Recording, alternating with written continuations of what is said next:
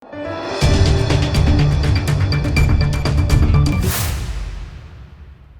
દર્શક મિત્રો, આપ જોઈ રહ્યા છો લોકમૈત્રી ન્યૂઝ. હું છું એન્કર અર્પિતા પટેલ. હવે જોઈએ અગત્યના સમાચાર. નર્મદા જિલ્લાના રામપુરા નર્મદા નદીના ઘાટ ઉપર મુખ્યમંત્રી ભૂપેન્દ્રભાઈ પટેલે પૂજા અર્ચના કરી પરિક્રમા વાસીઓ સાથે વાર્તાલાપ કર્યો હતો. જિલ્લાના રામપુરા નર્મદા નદીના ઘાટ ઉપર મુખ્યમંત્રી ભૂપેન્દ્રભાઈ પટેલે પૂજા અર્ચના કરી અને શ્રીફળ નર્મદા નદીમાં પધરાવ્યું હતું. જ્યારે હાલ નર્મદા પરિક્રમા ચાલી રહી છે અને હજારોની સંખ્યામાં પરિક્રમાવાસીઓ આવી રહ્યા છે, તેનો જાત નિરીક્ષણ માટે મુખ્યમંત્રી ભૂપેન્દ્રભાઈ પટેલ નદી કિનારે જઈને બોટમાં જતા પરિક્રમાવાસીઓને મળતી સુવિધાઓ અને પરિક્રમાવાસીઓને રૂટમાં મળતી સુવિધાઓનું નિરીક્ષણ કર્યું હતું અને ઘાટ ઉપર આવેલ રણછોડરાય ભગવાનના મંદિરમાં પૂજા અર્ચના કરી હતી. ત્યારબાદ મુખ્યમંત્રીએ પરિક્રમાવાસીઓ સાથે વાર્તાલાપ કર્યો હતો, જેમાં લોકોએ બસની સુવિધા સારી મળે તે માટે પણ રજૂઆત કરી હતી. જ્યારે પુણાથી આવેલા એક પરિક્રમાવાસી સાથે મુખ્યમંત્રીએ વાર્તાલાપ કરતા પરિક્રમાવાસીએ ગુજરાતમાં ભૂપેન્દ્રભાઈ પટેલ, દિલ્હીમાં નરેન્દ્રભાઈ મોદી અને મહારાષ્ટ્રમાં દેવેન્દ્ર, આ ત્રણેયનું શાસન દેશમાં સુશાસન તરીકે ઓળખાય છે, જેને લઈને મુખ્યમંત્રી પણ આ વાક્યો સાંભળીને વિચારમાં પડી ગયા હતા અને આ પરિક્રમાવાસીઓને રૂબરૂ પણ મળ્યા હતા. જ્યારે પરિક્રમામાં રૂટની જે સુવિધાઓ છે તેને કાયમી રાખવામાં આવશે અને નવા સુધારા કરવામાં આવશે તેવું મુખ્યમંત્રીએ લોકો સાથે ચર્ચા કરતા આશ્વાસન આપ્યું હતું. જ્યારે આ વખતે પરિક્રમામાં તંત્ર દ્વારા તમામ સુવિધાઓ પરિક્રમાવાસીઓને આપવામાં આવે છે તેની તમામ વિગતો મુખ્યમંત્રીએ મેળવી હતી.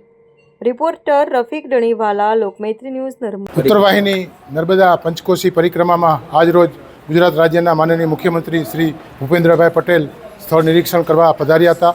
તેમણે નર્મદા મૈયાનું પૂજન કર્યું તથા નર્મદા પરિક્રમાવાસીઓ તથા પરિક્રમાર્થીઓને એમની સાથે સંવાદ કર્યો અને તેની મુશ્કેલીઓ તથા સગવડો વિશે જાણ્યું. અહીંની સુંદર સગવડો જોઈ અને માનનીય મુખ્યમંત્રીએ પણ ખુશી વ્યક્ત કરી હતી અને આ સગવડોમાં હજી પણ કંઈ ખૂટતું હશે તો આવતા વર્ષે પરમેનન્ટ વ્યવસ્થા કરવા માટેની પણ માનનીય મુખ્યમંત્રીશ્રીએ હૈયાધારણ આપી છે. અહીંયા લોકો સારા પ્રમાણમાં ભાગ લઈ રહ્યા છે અને વિના વિઘ્ને મા નર્મદાની પરિક્રમા કરી રહ્યા છે. હાલ કામચલાઉ અમુક વ્યવસ્થાઓ કરવામાં આવે છે. આપણે જાણીએ છીએ કે છેલ્લા 2 વર્ષથી આ પરિક્રમામાં લોકોનો ધસારો ખૂબ મોટા પ્રમાણમાં રહ્યો છે. ગયા વર્ષે થોડી કામચલાઉ વ્યવસ્થા હતી, એમાં ડબલ ગણો વધારો કરી અને આ વખતે પણ અમે સુવિધામાં વધારો કર્યો છે. આવતી સાલ આનાથી પણ સારી સુવિધા થાય એ માટે આપણે પ્રયત્નો કરીશું. કરીને ઉનાળો છે એટલે પીવાના પાણીની વ્યવસ્થા, છાંયડાની વ્યવસ્થા તથા રાત્રે લોકો પરિક્રમા કરી શકે એ માટે આ વખતે આપણે સમગ્ર રૂટ ઉપર લાઇટિંગની પણ વ્યવસ્થા ગોઠવવામાં આવેલ છે. एक थोड़ी असुविधा ये लगती है कि वडोदरा से तिलकवाड़ा आने को थोड़ी तकलीफ होती है. जो स्टेट ट्रांसपोर्ट की बसें हैं वो फ्रीक्वेंसी कम है. उत्तर वाहिनी जब चलती है एक पूरा मास तब ये आधे घंटे भी आएगी बस तो अच्छी सुविधा रहेगी और ऐसी सुविधा निरंतर बढ़ती रहे. और जैसे कि दिल्ली में नरेंद्र जी, अहमदाबाद में भूपेंद्र जी और मुंबई में देवेंद्र जी, इनका राज सुशासन राज चलते रहे. नर्मदा मैया का आशीष इनके ऊपर हमेशा रहे. उत्तर वाहिनी परिक्रमा ये 3री बार है. ऐसे 4थे बार मैं इस मुल्क में आया हूँ गुजरात में और हर बार देखा है गुजरात राज्य जो है वो प्रगतिशील राज्य है और ये परिक्रमा का जो मार्ग है उसमें सुविधा की बढ़ोतरी हर बार होती है. આમ તો કંઈ બીજું કહેવાનું નથી. મા નર્મદાને અમે પૂજા અર્ચના કરી છે અને તમે પણ પરિક્રમા કરીને આવ્યા છો તો ગુજરાતની દરેક જનતા વતી આપણે બધાએ પ્રાર્થના કરીએ મા નર્મદાને કે બધાની સુખ, શાંતિ અને સમૃદ્ધિ વધે. આપણે નર્મદા માતાની અને એમના અવતરણથી ગુજરાત તો કેટલું હરિયાળું થયું છે આપણે સૌ જાણીએ. નર્મદાના આવવાથી આપણા ગુજરાતમાં જે પાણી અને પાણીની જે તંગી વર્ષો વર્ષ રહી એ બધી તરસ વડાપ્રધાનશ્રીએ એની વ્યવસ્થા જે વ્યવસ્થિત રીતે કરી નહેરથી છેક કચ્છ સુધી લઈ ગયા છે.